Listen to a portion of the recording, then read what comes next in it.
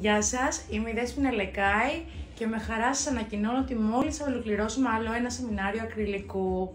Θέλω να έρθετε μαζί μου να σας δείξουμε λίγο τι έχουν κάνει τα κορίτσια μου.